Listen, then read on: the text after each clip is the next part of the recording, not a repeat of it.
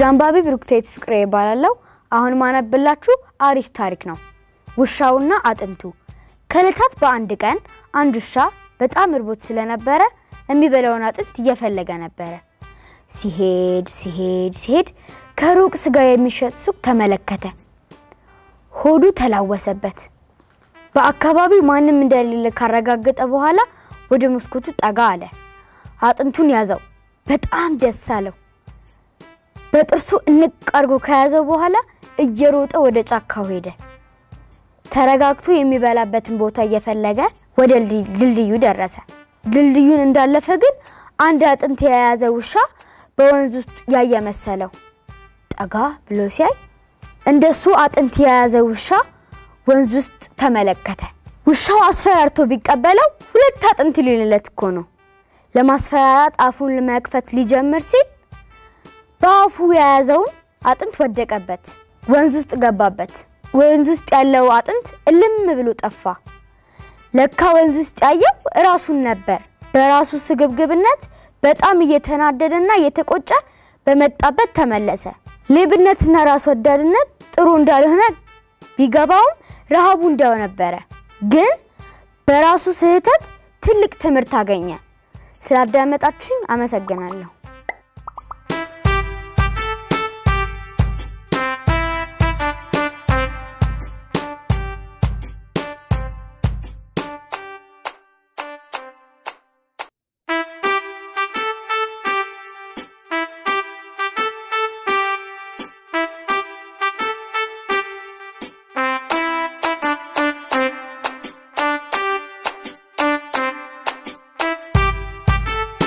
ልጅ አንባቢ ኢዛና እስክንድር ይባላልው ዛሬ የማቀርብላችሁ እስክሪብቶ ክዳን የሚያኝኩ እንዲሁም የሚጽፉበትን ነገር ወደ አፋቸው የሚወስዱ ልጆች ችግር ከየት ሊመነጭ ይችላል ህፃናት ሆነው እድሜያቸው ከፍ ያሉ ሰዎች የመጀመሪያ ደስታቸው ምንጭ አፋቸው ነው ልጆች በባህሪያቸው ያገኙትን ነገር ሁሉ ወደ አፋቸው መውሰድ ይቀናቸዋል ወደ አፋቸው የሚወስዱትን አስቦ ሳይሆን ቅጽበታዊ በሆነ ክስተት ነው ስለዚህ አስፈላጊ ነገሮችን ወደ አፋቸው ለመውሰዳቸው የተለያየ ምክንያት አላቸው አንደኛ ጊዜያቸውን በአግባቡ አለመጠቀም ይህ ማለት በህፃናቶች በተገቢ መንገድ የናጡት ሳይጣቡ ሲቀሩ ስለማይረኩ እስክሪብቶ ክዳን ሌላም ነገር ወደ አፋቸው ይወስዳሉ ወደ ኋላ ወደ ልጅነታቸውን ባህሪ ይመለሳሉ ሁለተኛ የስነ ልቦና ቀውሶች ወይም ህመም ሲኖር በተደራቢነት ከሌላ ህመም ጋር ይሄኛው ሱስ ይኖራል በነገሮች መጨነቅ አይናፋር ሲያጋጥማቸው ወይም ፍርሃት ሲኖር የሚወዱት ነገር ሲነጠሉ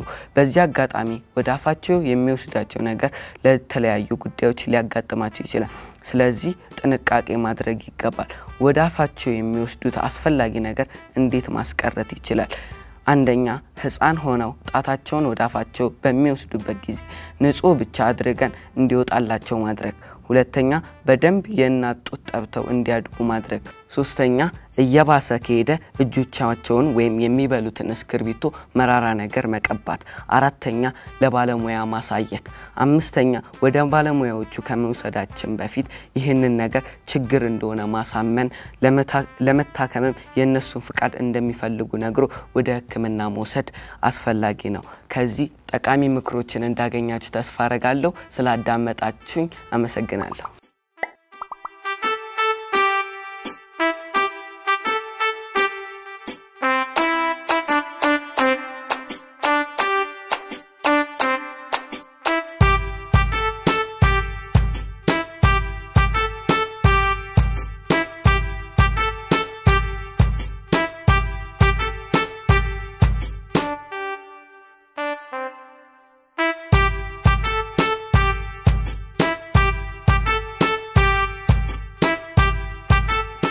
ልጅ አንባቢ ኪሩቤል ኃይለ ገብርኤል ይባላልው ስለማስነጠስ ጉዳይ ጥቂት ላጫውቶ የጥንት ሰዎች ማስነጠስ ለሞት የመቃረም ምልክት ነው ብለው ያምኑ ነበር ስለዚህ አንድ ሰው ሲያስነጥስ እግዚአብሔር ይዳክ ይሉታል አደጋ ላይ ነው ብለው ስለሚያምኑ ሮማውያኖች ደግሞ የሚያስነጥስ ሰው ክፉ መንፈስ እንዳስወገድ አድርገው ስለሚያምኑ መልካም እድል ላንተ ይሉታል መንፈሱን ማስወገድ ሙከራው እንዲሳካለት በ6ኛው ምዕተ ዓመት ገደማ ደግሞ ጣሊያን ውስጥ በተፈጠረው ችግር ታላቁ ጳጳስ ግሪጎሪ በማስነጠስ ጊዜ ጸሎት እንዲደረግ አዘዙ። እኛም የሚያስነጥስ ሰው እግዚአብሔር ይማርክ የምንለው ለዚህ ይሆን? ሳይንስ ምስጋና ይግባውና ማስነጠስ ከአፍና ከአፍንጫ አየር የማስወጣት ቅጽበታዊ ድርጊት ነው ይላል። ይህ ድርጊትም ከቁጥጥራችን ውጭ የሚከሰት ነው። ሲያብራራው ደግሞ በአፍንጫችን ውስጥ የሚገኘው ሙከስ ሜምብሬን የሚሉ ክፍል የነርቭ ጫፎች በሚረበሹ ጊዜ ማስነጠስ ይፈጠራል። ከዚህም ሌላ ኦፕቲክ ነርቭ የተባለው ክፍል ለኃይለኛ ብርሃን ሲጋለጥ አንዳንድ የውጭ አካላት በአፍንጫችን ሲገቡና የአፍንጫችን ሙከስ ሜምብሬን ሲያብጥ ጉንፋን ሊይዘን ወይም አለርጂክ በሚያጋጥመን ጊዜ እናስነጥሳለን። ለምን? ማስነጠሱ ከአፍንጫችን ውስጥ ያለውን አላስፈላጊ ነገር ለማስወጣት ሰውነታችን አየር የሚልክበት ክስተት ነው። ስላዳመጣችሁኝ አመሰግናለሁ።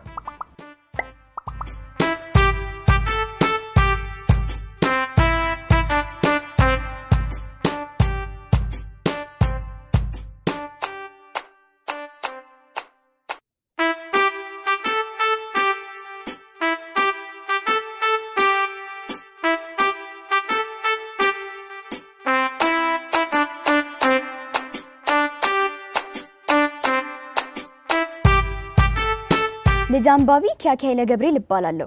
ዛሬ ደግሞ ይዤላችሁ የመጣሁት አንድ አጠር ያለች ጣፋጭ ታሪክ ትሆናለች። ይሄን ታሪክ ስለ አንድ ብልጥ ቁራ ይሆናል። ከለታት አንድ ቀን አንድ ቁራ ዛፍ ላይ አርፋ አካባቢዋን እያማተረች ሳሩ ላይ ትልቅ የአይብ ተመለከተች። ብልጢቷ ቁራ ወዲያው በደስታ ክንፎቿን አርገብግባ ወደ መሬት ወርዳ ትልቅ የሆነ አይብ በመንቁራ ይዛ ወደ ዛፉ ተመለሰች። ቁራም አይቡን ይዛ ዛፍ ላይ ስታርፍ የተመለከተው አያቀበሩ ከርቀት እየተመለከታት ነበር። አያቀበሩ ርቦት ስለነበር አይቡን ከቁራ እንዴት እንደሚወስድ ያሰበ ወደ ዛፉ ተጠጋ። ቀበሩም አይቡን አንጋጦ ሲመለከት በጣም በመጎምዘቱ በአፉ ምራቅ ሞላ። በጣም ጣፋጭ ይመስላል፣ ግን እንዴት ላገኘው እችላለሁ በማለት ለራሱ አሰበ። ወዲያው አንድ ሐሳብ መጣለት። ቁራን በትህትና አቆላምጦ ይጠራት ጀመር። እመቤት ቁራ፣ በጣም የሚያምር ድምጽ እኮ ነው ያለሽ። ካላስቸገርኩሽ አንድ ጊዜ በዚህ ውብ ድምጽሽ እስቲ አንጎራጉሪልኝ ሲላት ቁራ ከቀበሩ የበለጠ ብልጥ ስለነበረች የሱ ብልጠት ገብቷት በጥንቃቄ አይቡን ከአፏ ላይ አንስታ በእግሯ ስር አጥብቃ ያዘችው። ቁራም ላንጎራጉርልህ ነው፣ ስዘፍንልህ ለመስማት ዝግጁ ነህ እያለች እያሾፈችበት ጠየቀችው። ዘዴውም ስለነቃችበት ወደ መጣበት ሹክክ ብሎ ተመለሰ ይባላል። ስላዳመጣችሁኝ አመሰግናለሁ።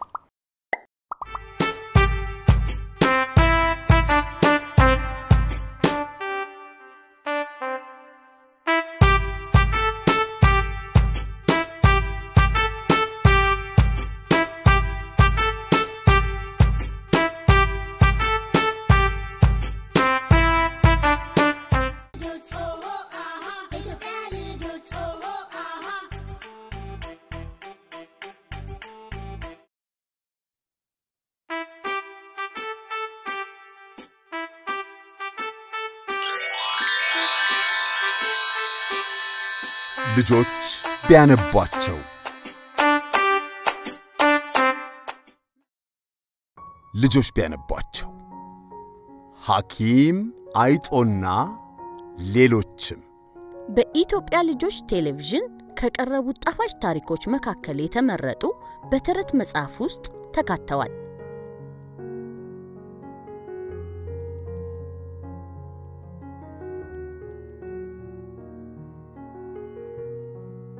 ልጆች ቢያነቧቸው መርከቡ አጠገብ በሁለት ሰዓት።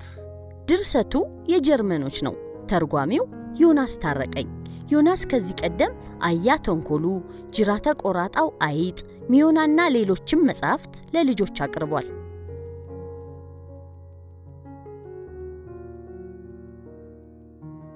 ልጆች ቢያነቧቸው ልዑል አለማየሁ ቴዎድሮስ አለማየሁ ቴዎድሮስ ፕሪንስ ኦፍ ኢትዮጵያ በሚል በጆሴፍ ፍራንሲስ የተዘጋጀ ነው። የአማርኛ ትርጉሙ በነቢይ መኮንንና በአማረ ማሞ የተዘጋጀ ነው። ሚስተር ጆሴፍ ከዚህ አስቀድሞ አድዋን ለልጆችና የአጼ ቴዎድሮስን ታሪክ ጽፈዋል። ልጆች ቢያነቧቸው ስቲቭ ጆብስ የአፕል መስራቹ ስቲቭ ጆብስ ህልሙንና ጥረቱን የሚተርክ ለታዳጊዎች እንዲስማማ ሆኖ የተዘጋጀ አነስተኛ መጽሐፍ ነው።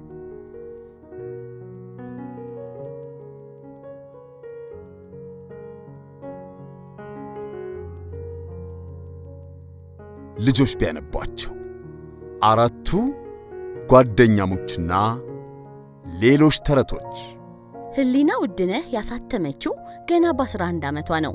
በመጽሐፏ ውስጥ ውሻውና ሽማግሌው፣ አራቱ ጓደኛሞችና ብድር በምድር የሚል ርዕስ የሰጠቻቸው 3ቱ ስራዎቿ ተካተዋል። በልጅነት እድሜዋ በሳል ሐሳቦችን የከተበች ንባብ ወዳድ ናት።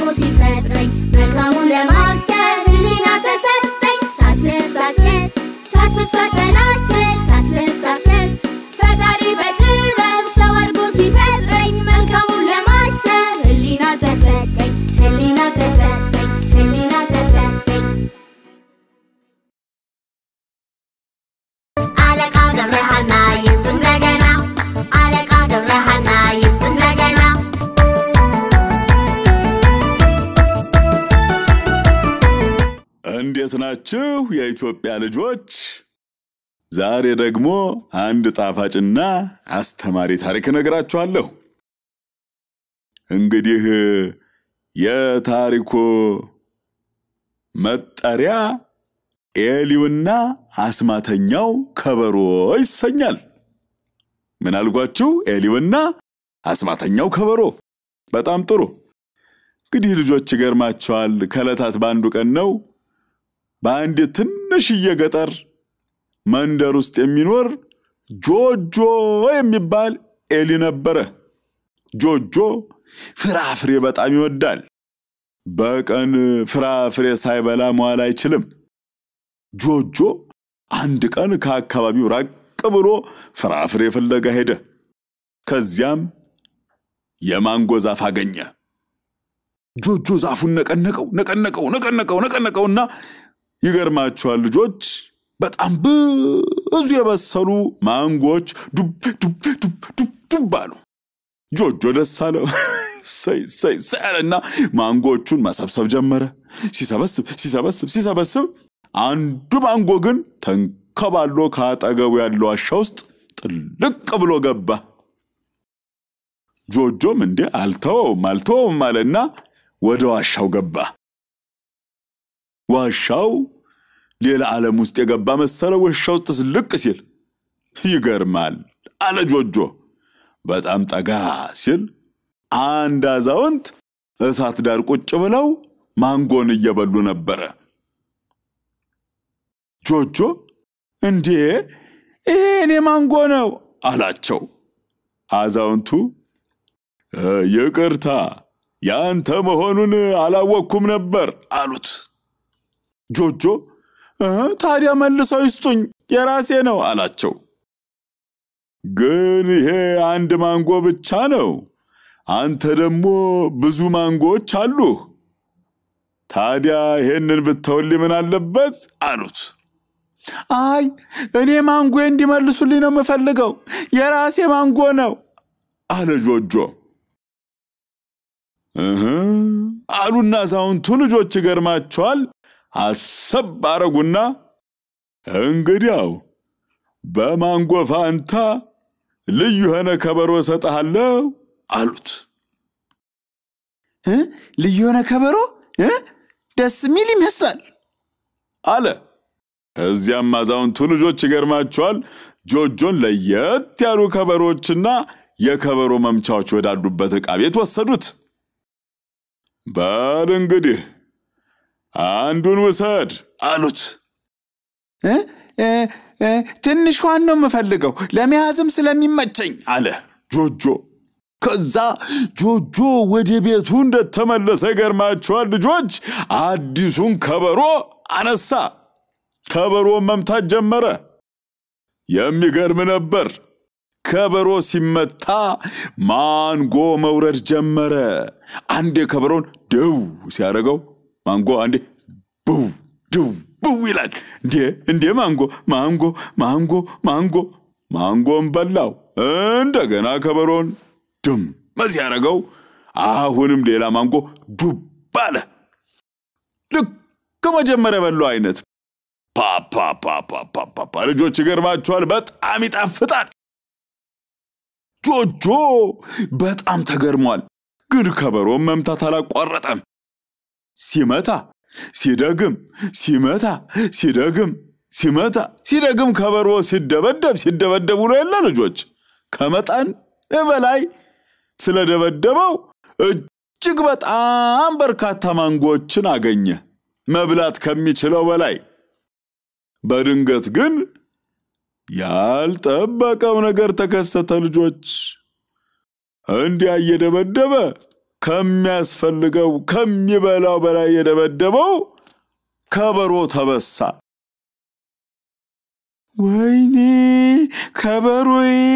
ከበሮዬ አለ ጆጆ።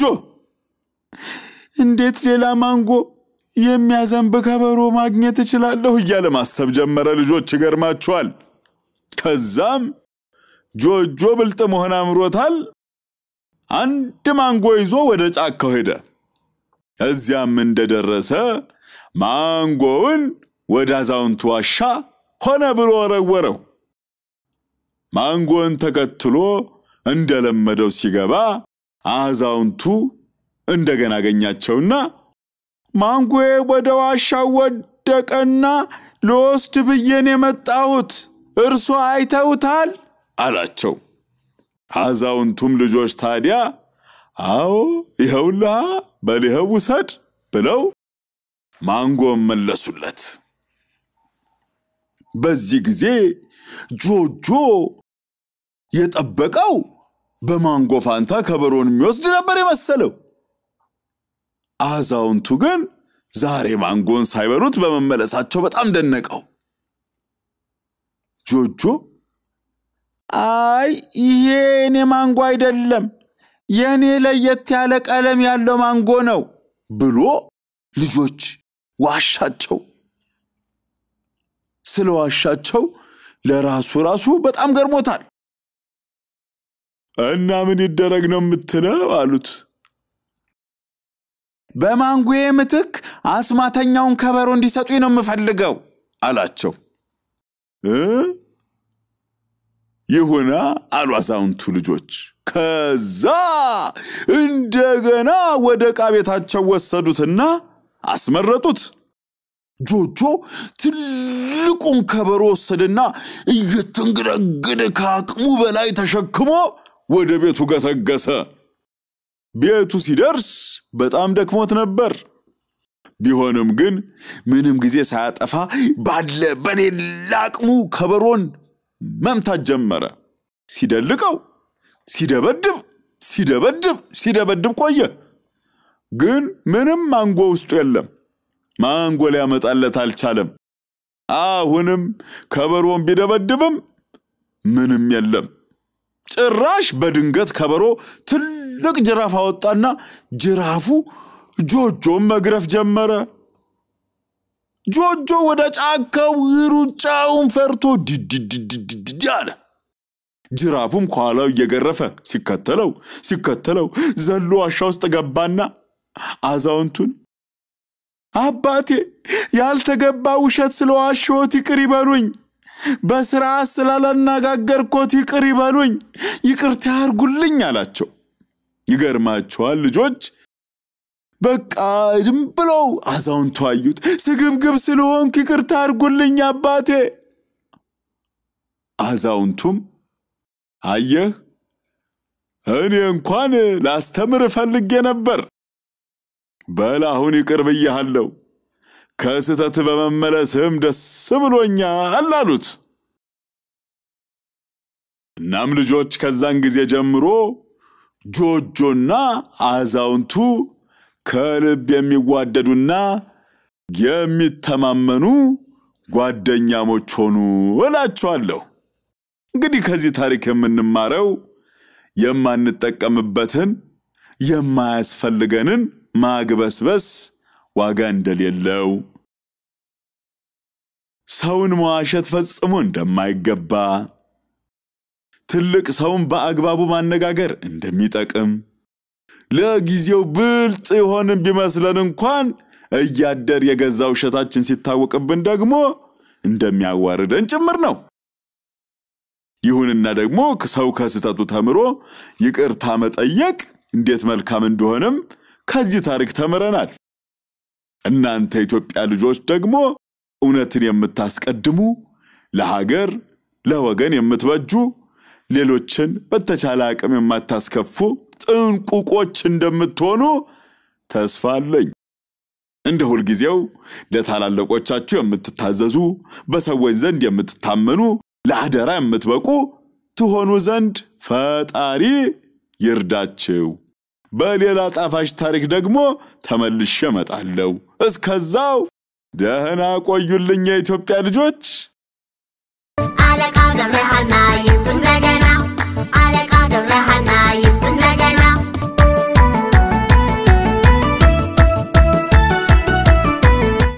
መልካም ልምዶች ለልጆች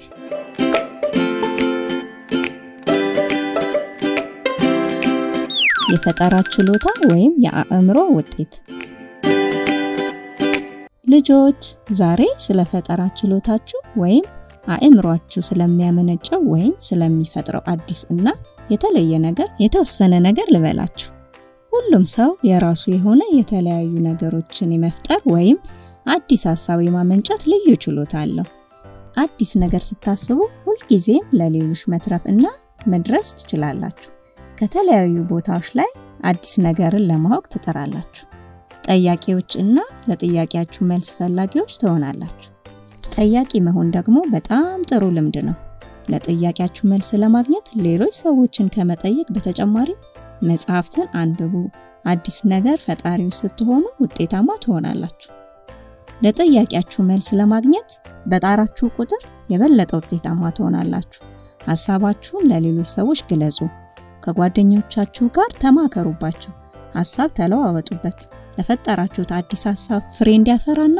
ለሌሎች እንዲደርስ ሁሉ ጊዜም ጥረት አድርጉ ወደ አእምሮአችሁ አዲስ ሐሳብ አዲስ ነገር ሲመጣ ወዲያውኑ ወረቀት ላይ ማስፈር ወይም መጻፍ እንዳትረሱ መልካም ልምዶች ለልጆች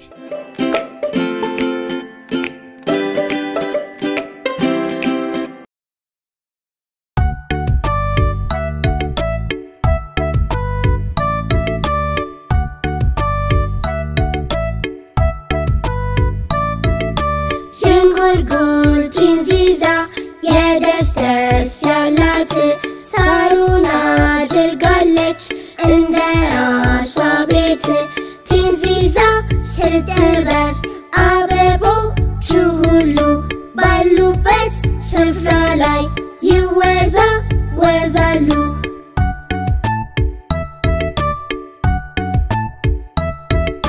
ቆዳዋ ዥንጉርጉር ይቺ ቲንዚዛ ማጫወት ታውቃለች ልጆችን በለዛ በሜዳው ተራራው ስትበር ሲያዩት ልጆች ይወዳሉ ወደሷ መሮጥ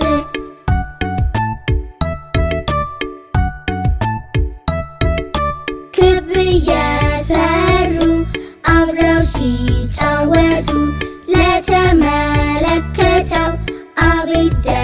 ማለቱ ይቺ ቲንዚዛ በጣም ደስ ትላለች በበጋው ፀሐይ ውስጥ ታንጸባርቃለች በበጋው ፀሐይ ውስጥ ታንጸባርቃለች ቲንዚዛዬ ነይ እስቲ ቲንዚዛዬ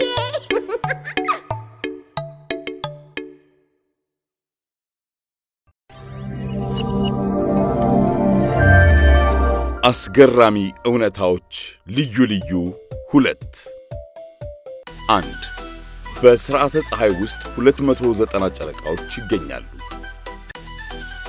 2 ጨረቃ ላይ ለመጀመሪያ ጊዜ ሰዎች የተጫወቱት የስፖርት አይነት ጎልፍ ነው 3 እባቦች የመሬት መንቀጥቀጥ እንደሚፈጠር ቀድመው ያውቃሉ 4 ሊዮናርዶ ዳ ቪንቺ በአንድ ጊዜ በአንድ እጁ እየጻፈ በአንድ እጁ ስዕል መሳል ይችል ነበር 5 በዓለም ያሉ ጉንዳኖች ቁጥር በዓለም ካሉ ሰዎች ቁጥር በ20 እጥፍ ይበልጣል ይሄም ማለት የጉንዳኖች ብዛት ከ20 ኳድሪሊዮን በላይ ነው 6 በዓለም ላይ የሚገኙ ዶሮዎች ብዛት 34 ቢሊዮን ያህል ናቸው 7 ጄሊፊሽ 95 በመቶ ሰውነቱ ውሃ በመሆኑ ፀሐይ ከነካው ይቀልጣል 8 በ2004 ዓ.ም የተወለዱት ኤሚና ኬቲ የተባሉ መንትያዎች በመሃላቸው የ87 ቀናት ልዩነት አላቸው 9 በዓለማችን በብዛት የሚነገር ቋንቋ እንግሊዘኛ ሲሆን አሁን ላይ ከ1.5 ቢሊዮን በላይ ተናጋሪዎች አሉት በመቀጠል የቻይናውያን ማንደሪን በሁለተኛ ደረጃ በብዛት የሚነገር ቋንቋ ሲሆን አሁን ላይ 1.2 ቢሊዮን ተናጋሪዎች አሉት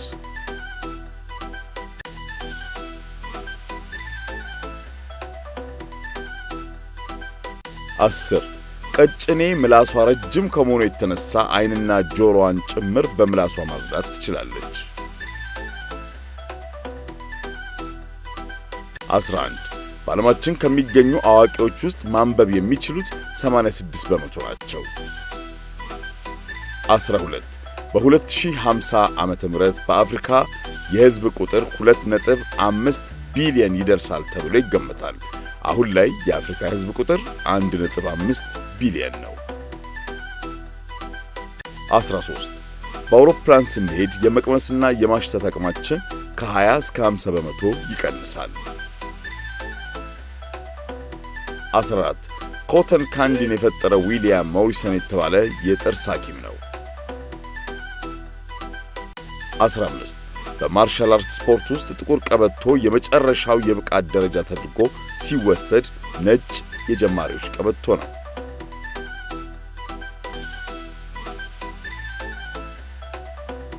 16 ንቦች የሰውን መልክ የማስታወስ ችሎታ አላቸው 17 የውሻዎች የማሽተት አቅም ከሰው ልጆች በ1000 እጥፍ ይበልጣል 18 ድመቶች ድምጽ የመስማትና የመለየት ችሎታቸው ከፍተኛ ነው የሰው ልጅ መስማት ከሚችለው በ5 እጥፍ ድመቶች ከርቀት የሚሰሙትን ድምጽ የመለየት ብቃት አላቸው 19 ቁንጫ ከቁመቷ 350 ጊዜ በላይ መዝለል ትችላለች 20 ጃጓሮች ከሰዎች 6 ጊዜ ጥፍ በጨለማ የማየት አቅም አላቸው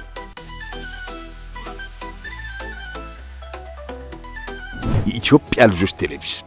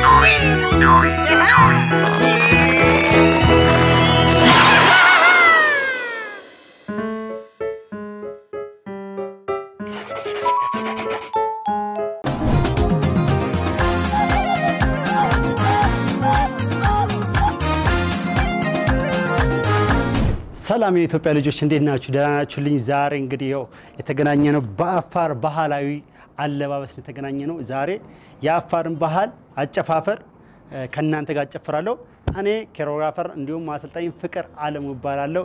እናንተ በየቤታችሁ ሆናችሁ እኔ ምሎን እያላችሁ ከኔ ጋር እንጫወታለን። አሁን ቀስ ያልኩ ስቴፑን አሳያችኋለሁ።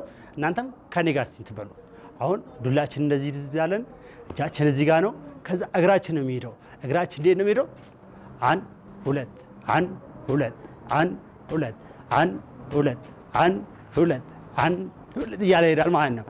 ከዛ እጃችን ምንድን ነው የሚለው? ወደፊት ያው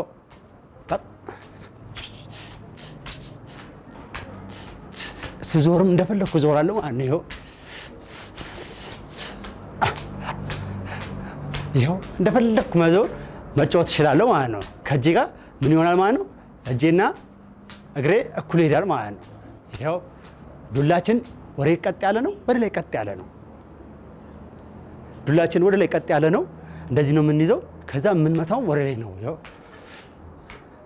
ከዛም በኋላ ይሄን ዱላ ምን እናደርገዋለን? እዚህ ውስጥ ከተት እናደርገዋለን። እዚህ ከተት እናደርገውና እግራችን የሚሰራው እግራችን ምንድነው? አንድ እጥፍ አንድ እጥፍ አንድ እጥፍ ከዛ እግራችን ማጠፍ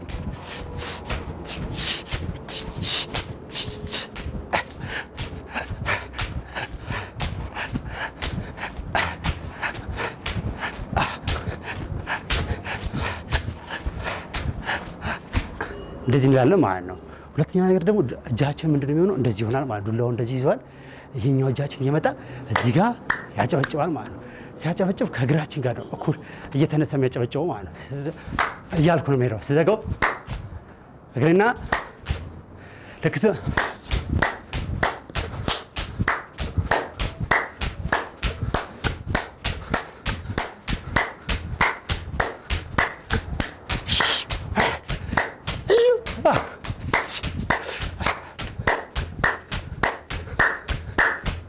አያችሁት? እግራችን እግሬና እጄ ይለያያል ማለት ነው። እጄ ካጨበጨበ በኋላ ነው እግሬ የሚያርፈው። ስለዚህ ልጆች ቤታችሁ ናችሁ በደንብ እያያችሁ ነው አለ። አሁን ደግሞ አንድ ጨምርላችኋለሁ ማለት ነው። እጃችን እዚህ ጋር ነው። ቤታችሁ ናችሁ ሳይክል እንደምትነዱት አስቡት። ሳይክል ስንነዳ እግራችን ምንድነው? ወደፊት ይመጣል፣ ወደ ኋላ ይላል። ወደፊት ይመጣል፣ ወደ ኋላ ይላል። ወደፊት ይመጣል፣ ወደ ኋላ ይላል። ከዛ እግራችን እያጠፍን መዘርጋት ማለት ነው። 1 2 እጥፍ እዚህ ጋር አጥፋዋለሁ፣ ከዛ ዘረጋዋለሁ፣ አጥፋዋለሁ፣ ዘረጋዋለሁ። ከዛ ምንድን ነው የሚሆነው? ይኸው እያጠፍኩት ዘረጋዋለሁ ማለት ነው። ከዛ እጅ እዚህ ጋር አመጣለሁ። ይኸው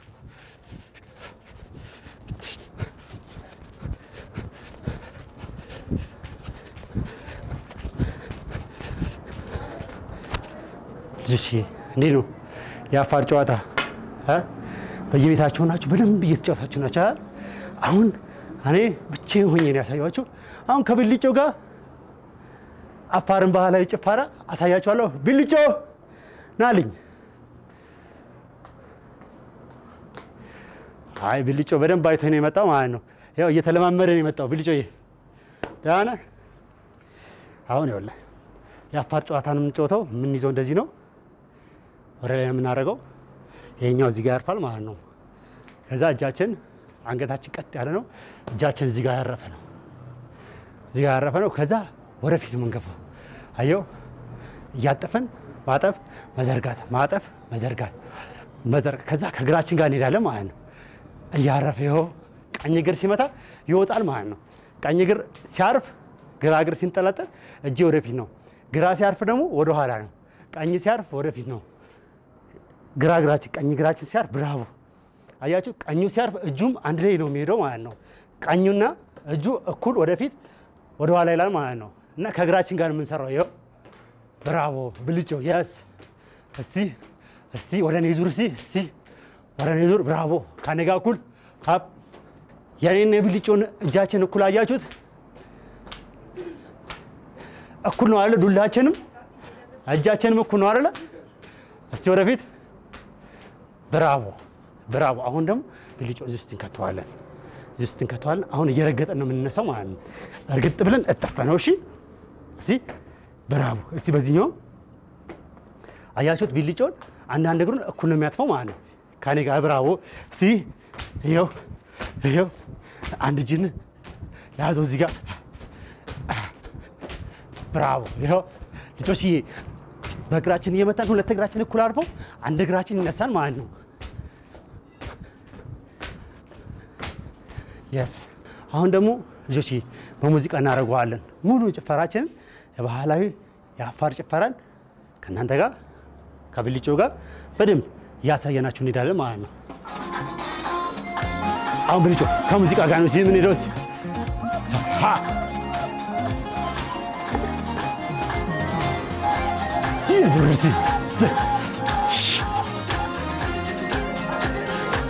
so yes mazor si አሁን በብታችን ፈክተስ ያው ያ ተፈልጆች ከነጋዚ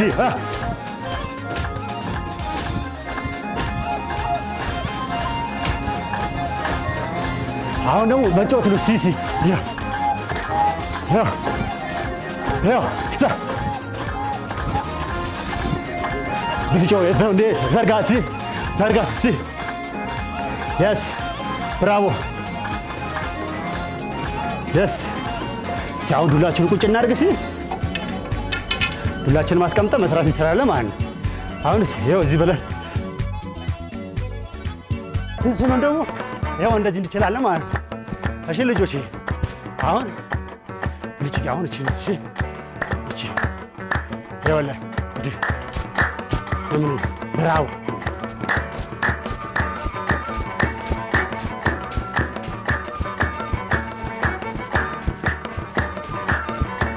yes bravo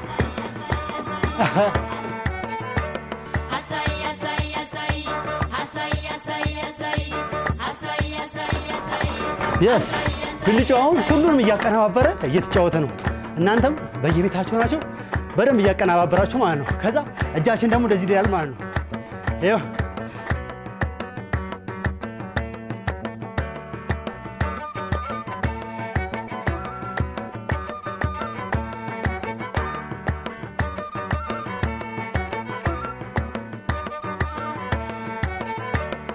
ዛሬ ልጆች እንግዲህ የብልጮ ውዝዋዜ በየቤታችሁ ናችሁ በደንብ እየጨፈራችሁ እንደሆነ ተስፋ አደርጋለሁ ይሄ አፋር ጭፈራ ጥቂት ነው አንዱ ነው እንጂ ጨፈርነው በጣም ብዙ አይነት ጨፈራዎች አሉ እናንተ ደግሞ ይሄን ስትችሉ ደግሞ ድጋሚ ደግሞ ከኔ ጋር ተገናኝተን ደግሞ በደንብ እንጨፍራለን ማለት ነው ልጆች የዛሬ የአፋር ባህላዊ ጭፈራ እስካሁን ድረስ እንጨፍርላችሁ ነበር ለቀረጻ የተባበሩን ቶፕቴን ሆቴልን ከልብ እናመሰግናለን የብልጮ ውዝዋዜ እስካሁን የተከታተላችሁት ይህን ይመስል ነበር በሌላ እስከምንገናኝ ድረስ ልጆችዬ ሁላችሁም ቻው ብልጮ የሚገርም ነው እስቲ በጣም አሪፍ ነው የሰራውሽ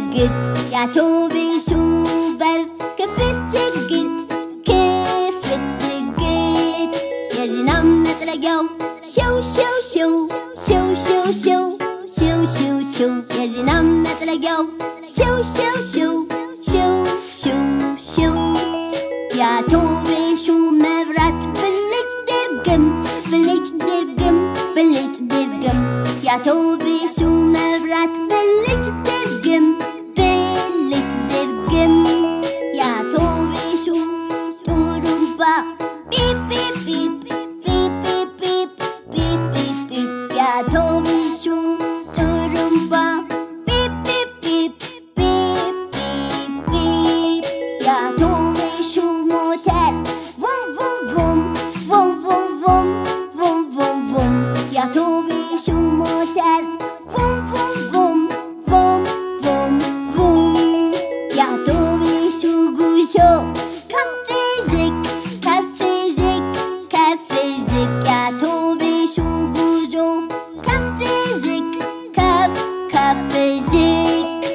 ተሳፋሪዎቹ ወደ ላይ ወደ ታች ወደ ላይ ተሳፋሪዎቹ ወደ ላይ ወደ ታች ማሙሽዬ እልቅሽ እልቅሽ እልቅሽ እልቅሽ እልቅሽ እልቅሽ ማሙሽዬ እልቅሽ እልቅሽ እልቅሽ እልቅሽ የአውቶቡሱ ሹፌር እሽ እሽ እሽ እሽ እሽ እሽ እሽ የአውቶቡሱ ሹፌር እሽ እሽ እሽ እሽ እሽ እሽ እናትየው እቅፍ እቅፍ እቅፍ እቅፍ እቅፍ እቅፍ እናትየው እቅፍ እቅፍ እቅፍ እቅፍ አባትየው አይዞ ልጄ ማሙሽዬ ማሙሽዬ አባትየው አይዞ ልጄ ማሙሽዬ አይዞ እሺ ማሙሽዬ ታስጂ አውቶቡሱ ጎማ Tico, bitico, tico, bitico, tico bitico, tico bitico, tico bitico, tico bitico, tico bitico, tico bitico, tico, bitico.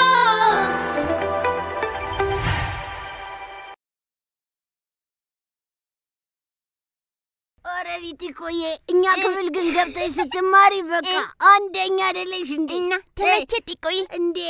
እንደ ሌላም ጊዜ እንደዚህ ቀላቅለው ቢያስተምሩን ግን ደስ ነው የሚለኝ። ዛሬ እኮ ያስተማሪ ጥረት ስላለ ነው ጢቆዬ። የኛ አስተማሪ እኮ ስለቀረ እንዴ ገብቶኛል። እሱማ እንደዛ ነው። እስኪ አንድ ላይ ትምህርቱ ከሚያልፍ ግን ምንድነው ዝም ለትምህርት ቤት አስተማሪ የሚቀያየረው? ጢቆዬ አይገርምሽም ቢቲኮዬ? እናንተ ክፍል ራሱ ያለው ሂሳብ አስተማሪ ስንት ጊዜ ተለወጠ?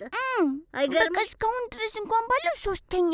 አይገርምም? አሁን እንግዲህ የመጨረሻ ሴሚስተር ላይ ራሱ ተኮኖ አስተማሪ ከተለወጠ ከባድ ነው። በጣም ጢቆዬ እንደሱ ግን መሆን የለበትም። በቃ አስተማሪ እንዲለቀብን አንፈልግም። ደግሞ እኔ ትምህርቱ በጣም የሚገባኝ በሱ ነበር። በጣም ጎበዝ አስተማሪ ነበር ጢቆዬ። እንዴ ኑር መምሬን የዛኔ ግጥሙን ከቴሌቪዥን ላይ እያዳመጥሽ እንደጋባሽው ነግረሽኝ እኮ ነበር፣ አስታውሳለሁ። ግን ቻው ሳይልሽ ነው ሄደው ጢቆዬ። ጢቆዬ ምን ቻው? በቃ እስኪ የትኛው አስተማሪ ነው ቻው ብሎ የሚያውቀው? ጢቆዬ ይመጣሉ ይሄዳሉ፣ ይመጣሉ ይሄዳሉ፣ ይመጣሉ። ምንም እኮ አስተማሪ ደግሞ በአንቺ ተቃራኒ ደግሞ የእናንተ አስተማሪ ቆይቶ የኛ አስተማሪ ብትሄድ ነው ደስ የሚለኝ ጢቆዬ። ኧረ ተው ግን ጢቆዬ አንድ ጥያቄ ነበረኝ። ምንድነው እሱ?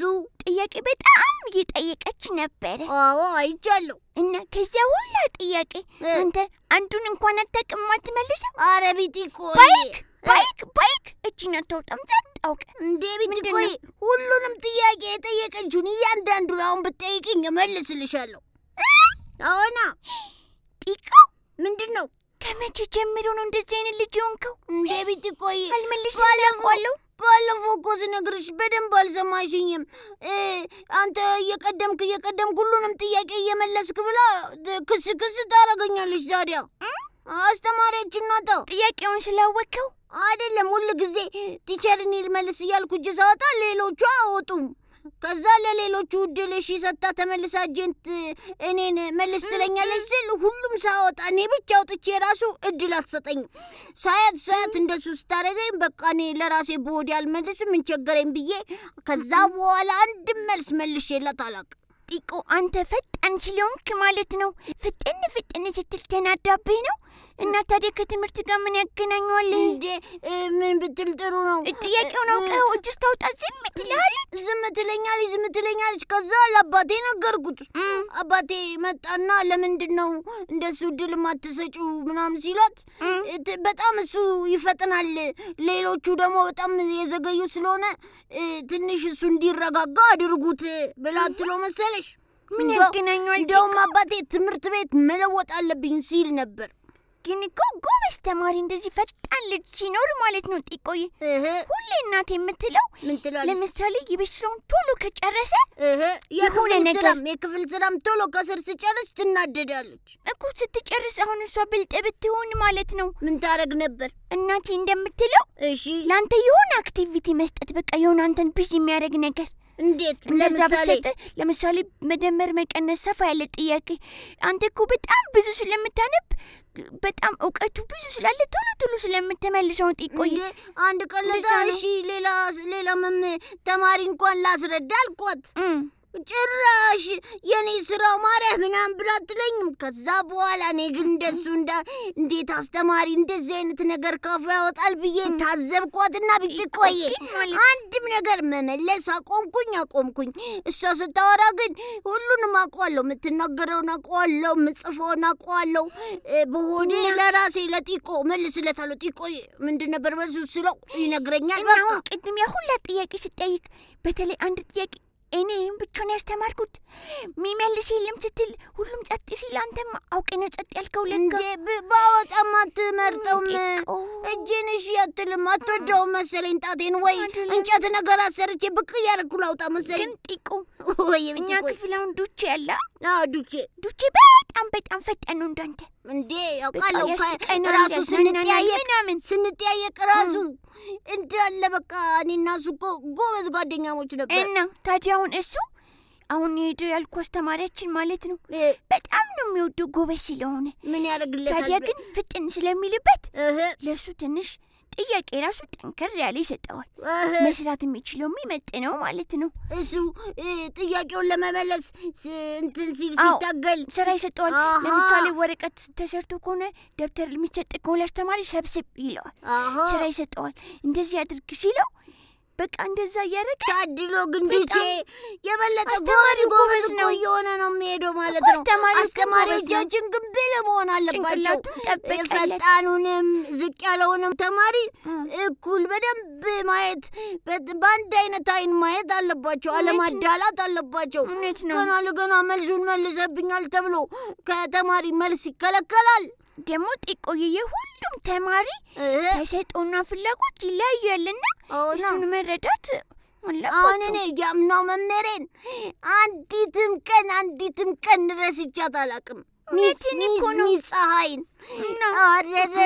ምንም በቃ ምክንያቱም የማይረሳ አስተማሪ ለመሆን ትጥራለች እኛን ስታገኘን ፍቅር ትሰጠናለች ፍቅር እንኳን ባሰጠን ጥያቄያችንን ስንመልስ ጎበዝ አጨብጭቡለት እኔ እንደውም ጥያቄ መመለስ ጎበዝ መሆን የጀመርኩት እሷ አበረታታኝ ነው እኮ በቃ እንደዛ ነው መሆን ያለበት አስተማሪ በጣም ጥሩ ከሆነ ሁሉ ጊዜ የሚወደድ ይሆናል ደግሞ ጥቆይ እኛ አድገን እኮ እኔ ዳኛ ነው ሞኖ ከዛ እንትና ነፃነትና ላይ ሻትም ሰቆ መመር መሆን ነው የምፈልገው እና አሁን ሐኪም ሆኖ የሚችሉ አሉ ሐኪም ሲሆኑ አስተማሪን እኮ ልታክም ትችላለህ ጥቆይ እንዴ ይመጣል ዞሮ እንዴት ጥቆይ እንደውም መመር ሆናቻችን እኮ ደስተኛ እንዲሆኑ ነው የምፈልገው እውነት ነው ለመሰለሽ የሁሉም ሙያዎች ቁንጮ ነው ተብሎ እኮ የኢትዮጵያ ልጆች ላይ ሲነገር ሰምቻለሁ እኮ ጥቆይ በጣም አንድ ነገር ግን የሆነ ነገር ይገባኛል ምን ይገባሻል በጣም አሁን እንደዚህ ዝም ብሎ የሚቀያየሩት እቤት ሲያወሩ ሰምቼ እኮ ነው ምን ሲያወሩ ሰማሽ ደሞዛቸው በቂ አይደለም ስለዚህ በጣም ስለሚቸግራቸው በቃ ደግሞ ሌላ የተሻለ ክፍያ ይሄዳሉ እና አሁን ትምህርት ቤት ብር ሊጨመር ነው አይደለም አሁን ትምህርት ቤት ብር ሊጨመር ነው አይደለም ሊጨመር ለሁላችንም ተነግሮናል እና ግን በትክክል ለነሱ ይጨመርላቸዋል ጥቁ አይገርምሽም ታዲያ ጥሩ አይደለም ምንድነው ታዲያ የምናደርገው እንደሱ ከሆነ በየጊዜው የሚያስተምረን አስተማሪ የሚለዋወጥብን ለዛ ነው ማለት እኮ ነው ባለ ትምህርት ቤቶቹ መክፈል አለባቸው ጥቁ ያስተማሪ እኮ ምንም ቢከፈል እኮ ዋጋ ያንሰዋል እንዴ ቢጥቆ እንደሱማ ካልሽ አባቴ ሲል የሰማሁት ልንገርሽ የሰው ልጅ ምንም አይነት ዋጋ የለውም በገንዘብ አይመዘንም የሰው ልጅ ጭንቅላት ራሱን የቻለ ክፍያ የሌለው ትልቅ ተቋም ነው ሲል ሰምቻለሁ እውነት ነው ግን ደግሞ ኑሮ ከባድ ነው የተባለ አይደል እንዴ እየሰማን አይደል እነማ የራሱ እንዴት እንደሚቸገሩ ገበያ ሲወጡ ይቆይ ዴሮ አረ በሶታ ነው ዛሬ ግብጭ ቆይ አይደለም ጥቆይ ድሮ አሁን ሽንኩርት ሲላጥ ያስለቅሳል አሁን ኑሮ ነው የሚያስረግዘው አረ ከባድ ድንቹ የሚያስለቅሳል ካሮቱ። ቢጥቆዬ ድሮ ካሮት የሚበላው ላይነ ጥራት ነበር። ተለወጠ እንዴ? አሁን ሽንኩርት ብቻ አይደለም የሚያስለቅሰው። ጨምረሻል ቢጥቆሻ ጨምረሻል። ኑሮ ጭንቅላትሽ ላይ ወጥቶልሻል። ቢጥቆዬ ትልቅ ሰው ተጫውተሻል። ለምን ትልቅ ሰው?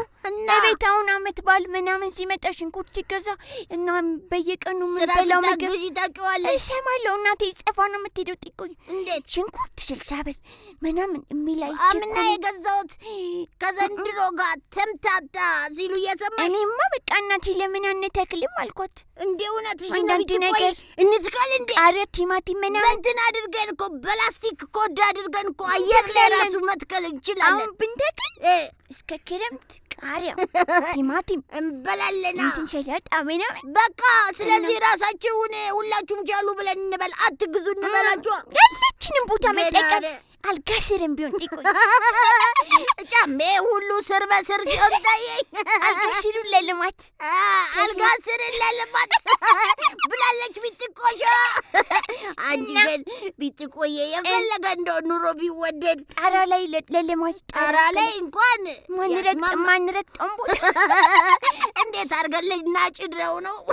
ችግር የለም ጢቆይ እህሉ ካለ እንኳን ጣራ ላይ በቃ እንደሱ ከሆነ ጤፉን ጣራ ላይ፣ እውነት ነው።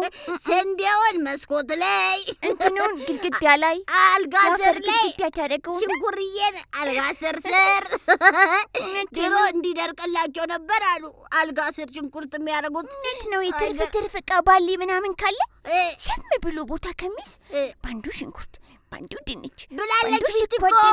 ሞክርና ነግራችኋለሁ። እንተክላለን እና የመሬት ቀን አለከበረ የመሬት ቀን መሬት ግን አታሳዝንም እንዴ? ችላናለች። ስንት አይነት መጥቶባት በጣም አታሳዝንሽም ቢጥቆዬ? አታሳዝንም። ጠንካራ ናት። አዎ ፈጣሪ ሲሰራ ጠንካራ አድርጎ ስለሰራት ነው። አሁን ሌሎቹ ፕላኔቶች ፕላኔት ማለት አላቃተኝም ቢጥቆዬ። እኔ ምን ፕላኔት ብኖር ነው ደስ የሚለኝ? ጁፒተር ላይ 3 ቀን ሙሉ ይኖረኛል ምናምን። እኔ በጣም ወዳት ማናት? ማርስ ናት? ሜርኩሪ? መሬት መሬት ነው የሚሻለሽ። እና መሬት ነው ጢቆዬ፣ መሬት። ስለዚህ መምህራኖቻችን የሚኖሩት መሬት ላይ ስለሆነ የመምህራኖቻችን ዕዳ አለብን። ምክንያቱም እነሱ ሁሉንም መንከባከብ አለብን። እነሱን ካላከበርን፣ ከነሱ ጋር ካልበረታን ወደፊት አገራችንን ትልቅ ሰው ሆነን ስንረከብ መልካም መምህር ካላቃናን ጭንቅላታችን አልሰማሽም አባቴ? የመምህራን ጸባይ ልጆቹ ይወርሳሉ። አሁን ቲቸር እንትናን ልጄ ውስጥ አየዋለሁ ሲሉ ሰምቼ ነበር። አሁን ብስጩ ሲሆን ልጆቹ ብስጩ ደስተኛ ሲሆንና በቃ ልክ እንደ ልጆች ንጹህ አሚሮ ነሮች ሲያዝናና ሲያስተምር ምናምን በቃ እንደኛ ነው ሁሉም። አይገርምሽም? ምን የራሱ በቃ አሁን ከኛ ክፍል ሚስ እንትና ማንን ትመስላለች ብትይኝ በደንብ እነግርሻለሁ ከፈለግሽ። እሺ እንደየ አስተማሪው ማን ተከፍሏል ብልሽ እነግርሽ ነበር እኮ እኛ ራሱ ጸባያችን እንዴ። እኔ ግን ቲቸር ማንን ነው የምመስለው? አስቀምጥ ተቀመጥ አይደለም ልጆችዬ፣ ዛሬ ማስተምራችሁ ስለ ጭንቅሎ ጢቆ ነው። የሂሳብ አስተማሪያችን እሺ ትዝ ይላል። ልጆች እኔ ዛሬ ማስተምራችሁ በጣም ስለምወዳቸው ቁጥሮች ነው። ቁጥሮች ደስ ይላሉ። ከቆሎ ጋር መሳሰላቸው። አቋሟ ያምራል። 2 ዳንሰኛ ናት። 3 እያለች እንደዚህ ስትወዳ በጣም ደስ ይላል። እና አንደኛ አስተማሪ በጣም መምሬ ትኑር ቢጥቆዬ። ኑር መምሬን አንዘምርም? እንዘምር ጢቆዬ፣ ደስ ይለኛል። 1 2 3 ኑር መምሬ ኑር መምሬ ኑር መምሬ ባንተ እኮ ነው መመስገኔ መከበሬ የሙያዎች ቁንጮ ቅድም የከበረ የፈጣሪን ስራ ማስተማር ነበረ።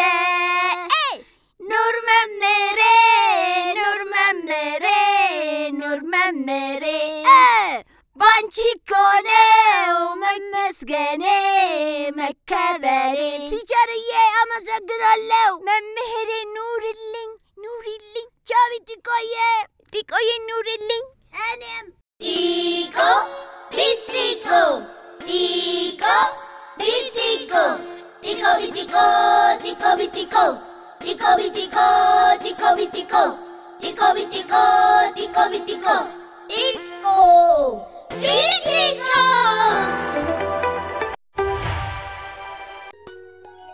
ሰላምን የሚያውቁ የነፋሱን ሽውታ የሚያደምጡ የአየሩን ጸጥታ የሚሰሙ ከጋራው ማዶ በምትወጣው ፀሐይ የሚደመሙ የእረኞችን ዜማና ሳቅ መስማት የሚመኙ ተፈጥሮን ሊያደንቁ ከወፎች ቀድመው የሚገኙ በልባቸው ጸጥታ የሚፈነድቁ በፈጣሪ ረቂቅ ሥራ የሚደነቁ የሰው ሰላምታ የሚረዳቸው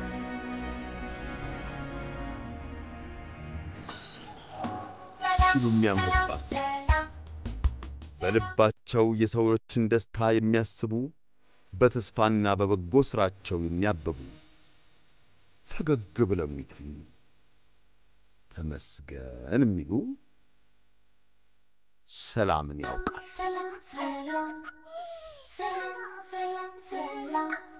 የኢትዮጵያ ልጆች ሚዲያ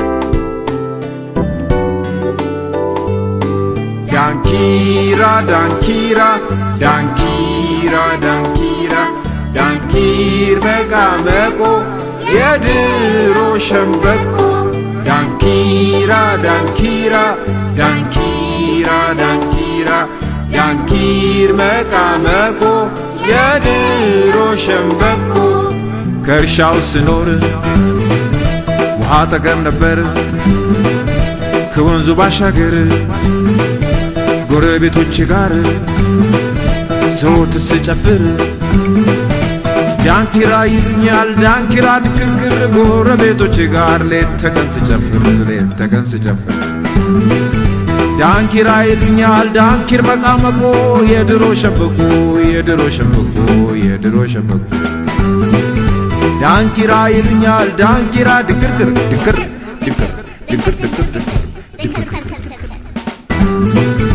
ዳንኪራ ይሉኛል ዳንኪር መቃመቆ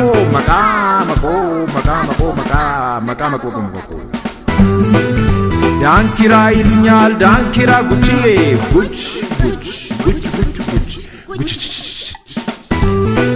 ዳንኪራ ዳንኪራ ዳንኪራ ዳንኪራ ዳንኪር መቃመቆ የድሮ ሸምበቆ ዳንኪራ ዳንኪራ ዳንኪራ ዳንኪራ ዳንኪር መቃመቆ የድሮ ሸምበቆ ከእርሻው ስኖር ውሃ ጠገብ ነበር ከወንዙ ባሻገር ጎረቤቶቼ ጋር ዘወትር ስጨፍር ዳንኪራ ይሉኛል ዳንኪራ ድክርክር ጎረቤቶቼ ጋር ሌት ተቀን ስጨፍር ዳንኪራ ይሉኛል ዳንኪር መቃመቆ የድሮ ሸምበቆ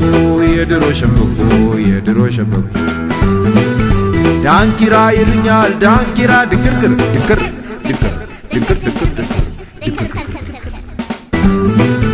ዳንኪራ ይሉኛል ዳንኪር መቃመቆ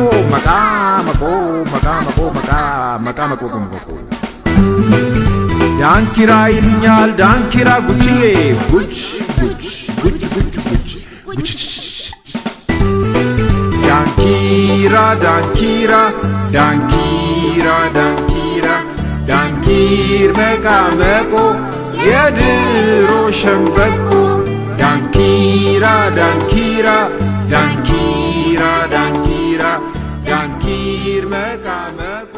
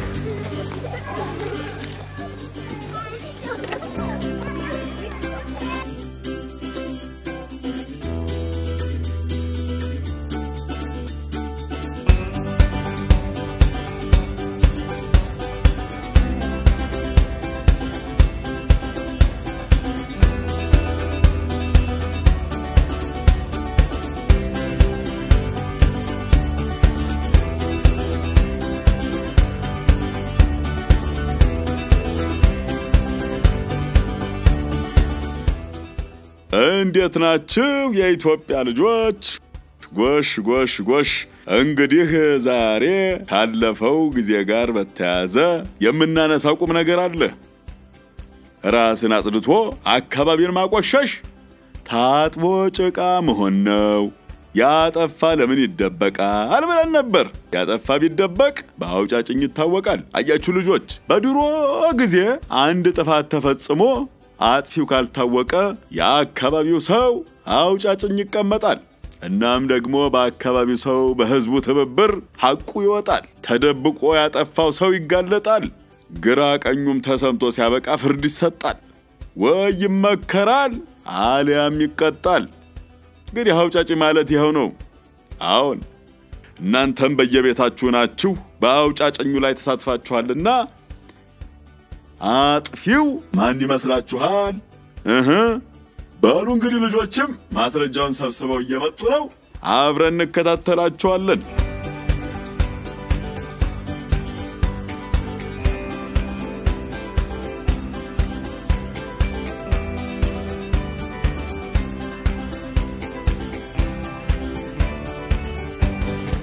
በጣም ጥሩ ልጆች፣ አንድ ነገር ላስታውሳችሁ ይገባል። አያችሁ ልጆች፣ ሰው ተደብቆ ቆሻሻ ቢጥል ቆሻሻው ከማን እጅ እንደወደቀ ይናገራል። ማወቅ ትፈልጋላችሁ? ቆሻሻውን ላነጋግረው እንዴ? ማን የጣለ ልበለው እንዴ?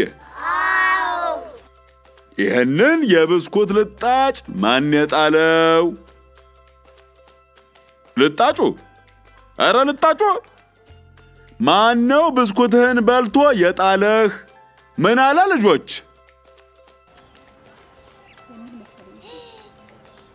አባባ ገብላን ነው።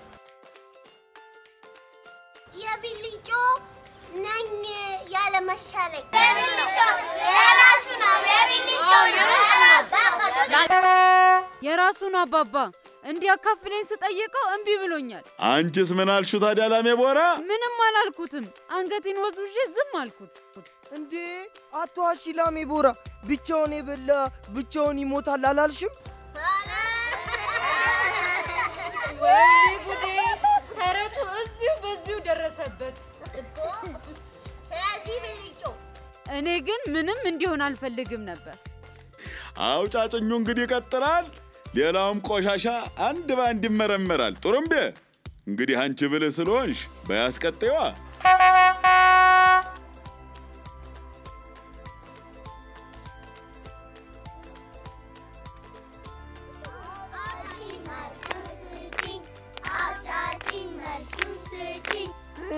ላሜ ቦራ ናት ሙዝ የምትወደው።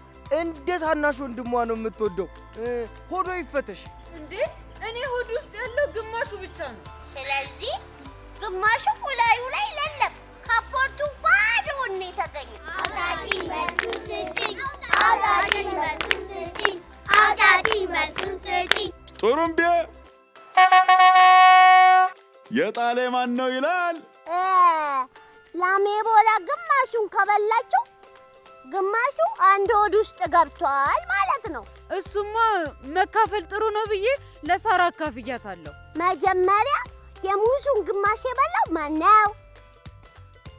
እኔ አልዋሽም። መጀመሪያ እኔ ነኝ የበላሁት። ላሜ ቦራ መጀመሪያ ከበላት፣ ስለዚህ ልጣጩን የጣለው ማን ነው ማለት ነው? ሳራ ናት። ራሷ ናት። ሳራ ናት። ራሷ ናት። አውጣጭኙ ይቀጥላል። ብዙ ሶፍት እዚህ ተጥሏል።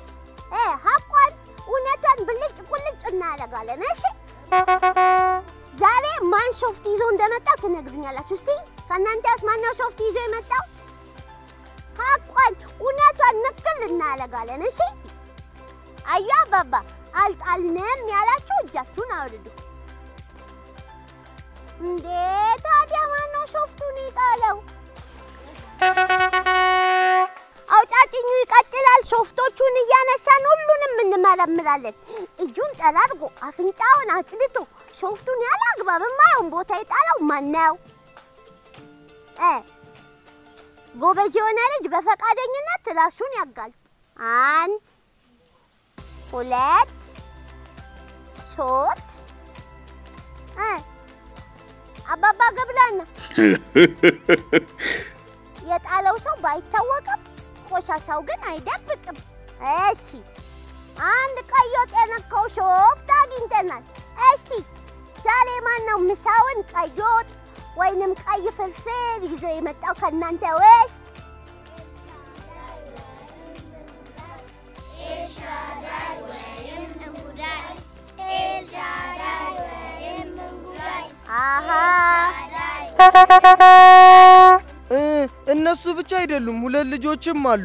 በምሳ ሳህናቸው በኩል ሳልፍ ምግብ ሸተተኝ። ታዲያ በምሳቃቸው በኩል አልፈም እንዲሸት ፈለግ? እኔ እኮ ምን እንደሆነ ለማረጋገጥ ብቻ ነው የከፈትኩት። ፍርፍሩ የሳሬም ነው በቀይ ድንች ወጥ፣ የኤፍሬም ደግሞ ቀይ ሩዝ ነው። ሳሬም ኤፍሬም ኤልሻዳይ እንጉዳይ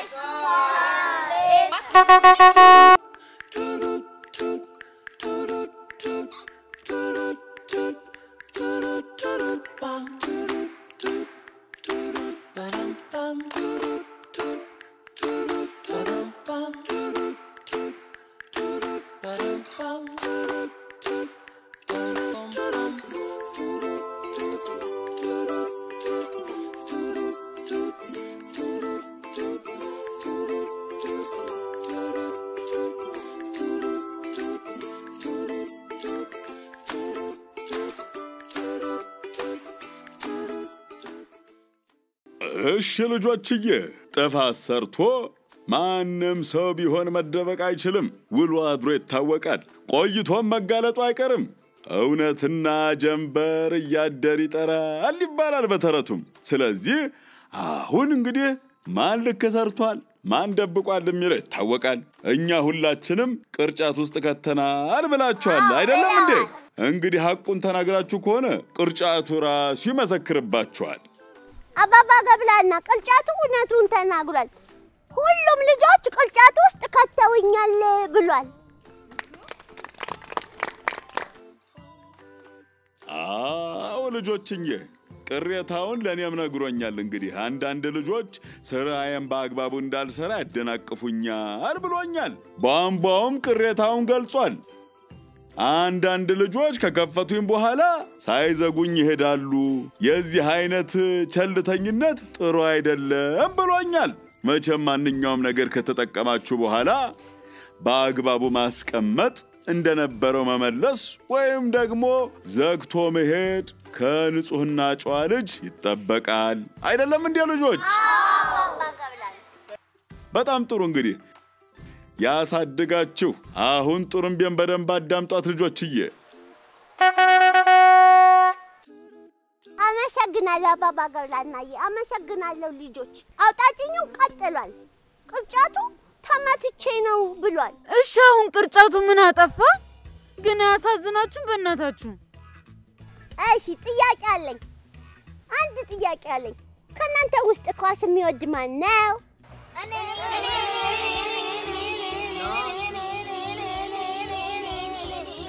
እሺ ዛሬ ኳስ ይዞ የመጣ ማን ነው? እሱ ነው። ናቲ ኳሱን የሚሆኑ ቅርጫቱን አልመታሁትም። ቅርጫቱ ጠይቀልኝ። ናቲ ነው እንኳን ይሆናል። አባባ ገብራና ጥሩምቤ ልጆችዬ አንዴ ስሙኝ አንዴ። እኔ ውሸት አልወድም፣ ሐቁንም አልክድም። ናቲ ኳስ ቢወድም ያገኘው ቦታ ግን አይጫወትም። ሶፍቱን ቢልጮ ጣለው፣ ንፋሱ አዝረከረከው። እንዴ ማ እኔ? ወይኔ እንዴ! እኔ ዛሬ ሶፍት ነበረኝ። ይሄው ይሄ ንጹህ ወረቀት የኔ ነው። እኔ በዚህ ነው የተጠረኩት። ከፈለጋችሁ ጽሁፌን አንብቡት። አረ ሳታስፈቅድ የናቲን ኳስ ወስደህ ስትጠልዝ አልነበረም? ተናገራ። እንዴ እኔ መቼ ወሰድኩኝ?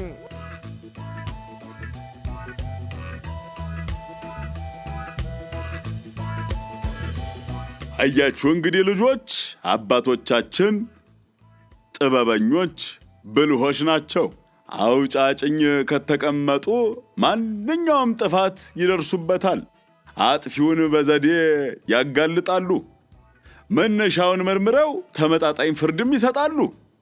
የተበደለውን ካስ ይላሉ። መክረው ተመጣጣኝ ቅጣትም ይጥላሉ።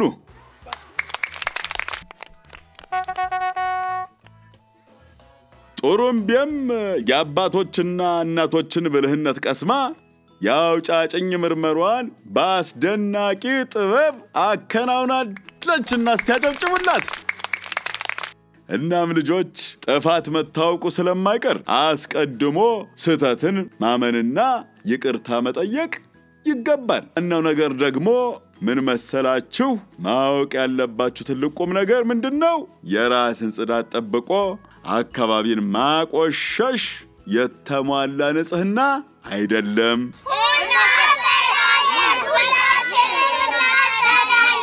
ለራሳችን ቃል መግባታችን በጣም ጥሩ ነው። ግን አጽድተን መልሰን ካጠፋን ምን ይባላል? አቶቴራ። ሁለተኛው ጎበዞች። አንደኛው ደሞስ አለባብሰው ቢያርሱ ባረም ይመለሱ። ጎበዝ ቢልጮዬ፣ ለቢልጮቻቸው ሁለት አንደኛ። ልጆችዬ፣ ስለዚህ ማጽዳት ጥሩ ቢሆንም መልሶ አለመጣል ደግሞ ዋና ነገር መሆኑን ለሁሉም ልጆች አስታውሱ። እሺ ጎበዝ።